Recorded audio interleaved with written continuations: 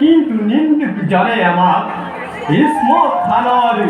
vote বেতার ভঙ্গিগুলি আমাকে করে তিরস্কার জিয়ে জিগুলি নকিয় আমি মাত্র জগতকে দেখুয়াও যত জীব জগত নিখর হইও সর্বকালে দরিদ্র হইল পার্বতীর রক্ষিত বস্ত্রের মাঝে আমার সংখ্যার চলাবলগা হয়েছে তার ভাবে আমার মন অনেক ক্ষেত নাই আমার পড়াই বর লাভ করি জগৎ বাকি কি হয়েছে তাতেই আমার পরম আনন্দ আমার মুখ নাই হে আমি মায়ার অভিন্ন হয়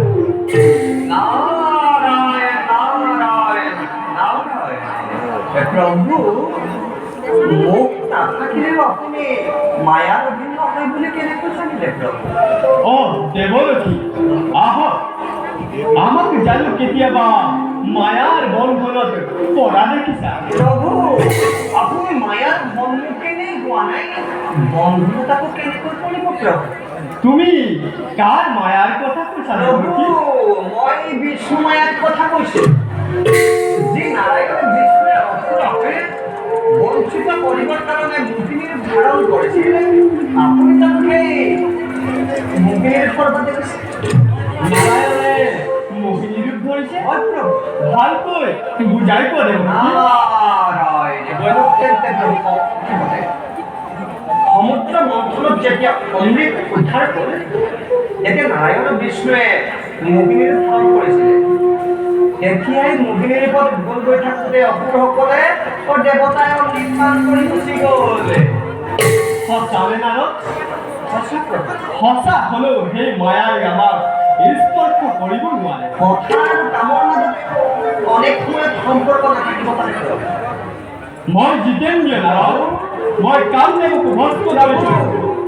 বিষ্ণু মায়াই মোক একো কৰিব নোৱাৰে মই আজি নারায়ণৰ ওচৰলৈ গৈ অলপ বিচলিত নোহোৱাকৈ তেওঁ মায়া মোৰ ৰূপ দৰ্শন কৰিম প্ৰভু মই সেই সময়লৈ আনন্দ মনেৰে বাট চাম বাৰু প্ৰভু মই নিষ্কৰ্তব্যতে অনুগ্ৰহৰ জয় সংগ শেখৰ জয় নিরজতা ধানী জয় জয় মহাদেব মধুদামুরা সংগ শেখর জয় নিরজতা ধানী জয় জয় মহাদেব মধুদামুরা জয় জয় মহাদেব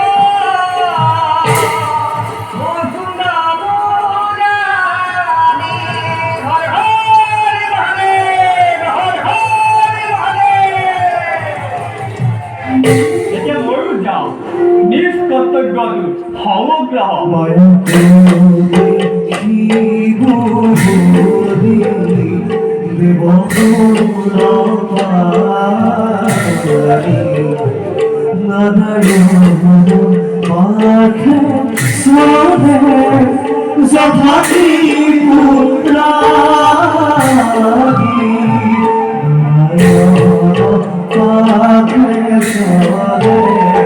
Zotaki pura